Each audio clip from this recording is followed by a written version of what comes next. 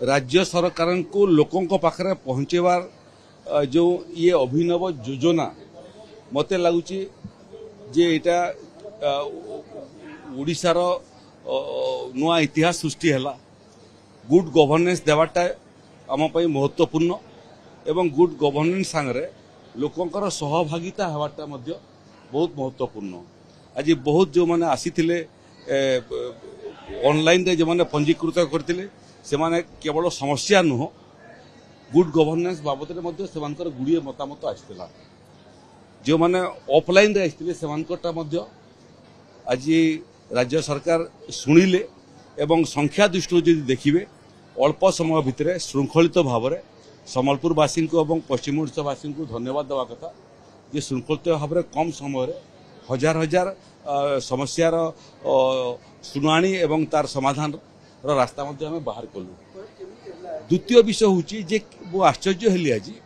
जे केवल पश्चिम ओडिशार नुह मयूरभंज भी आसते आपणकर कटक रु आसते केन्द्रापड़ा रु आसते ढेंकानाल रु आसते जगतसिंहपुर आसते तेणु पान ओडिशा सर्व ओडिशा स्तरीय जो जनशुणाणी से जिला दृष्टि मोटामोटी समस्त जिल्लार आसते ये जो मूल लक्ष्य थिला से लक्ष्य पूर्ति होती लोक तांकर समस्या शुणा एवं शुणिले अधा कष्ट लाघव हो जाए। द्वितीय विषय है जोटा प्रकृत महत्वपूर्ण आपण मानक मु कहवाई चाहे जे गुड़िए असमाहित समस्या एवं बहुत पुराना समस्या आपन को मु गणुची हीराकुद बंध योजना समय विस्थापित होता लोकों समस्या केते वर्ष है 60 वर्ष हो गला सेटा मध्य माने गुड़िए योजना आम कर योजना बाहर योजना वंचित होता गुड़िए लोक आते रेंगाली बंध योजना समय जो मैंने बासच्युत होते किए जाकि अनुगुल अच्छी किए जाकि रेड़ाखोल अच्छी किए जाकि झारसुड़ा अच्छी से समस्या नहीं आते शिल्प प्रतिष्ठा हला परे जो विस्थापन एवं विस्थापन पर थैथान एवं क्षतिपूरण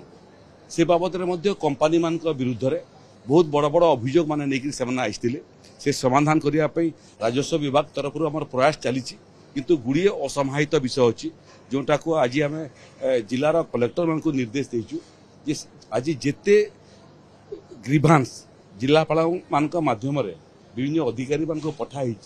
से मुझे जे 15 दिन भितर ये सब समस्या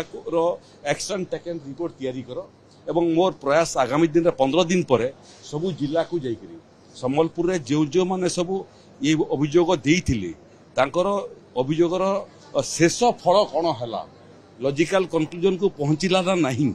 ये सब विषय को पुणी थे जिला वाइज समीक्षा करने आगामी दिन 15 दिन पर मुझे मुख्यमंत्री 19 जन आज मुख्यमंत्री रिलीफ फंड सहायता पाइले जो मैंने आउ कि जो मैंने कागज पत्र रेडी कर परामर्श दिखाई जेते शीघ्र आसवे कागज पत्र पठे दिंतु एवं पठेदेला आम मोटामोटी 3 दिन भितर एप्लिकेशन जदि ठीक ठाक थी निखुण थी से सहायता आम 3 दिन भितर प्रदान कर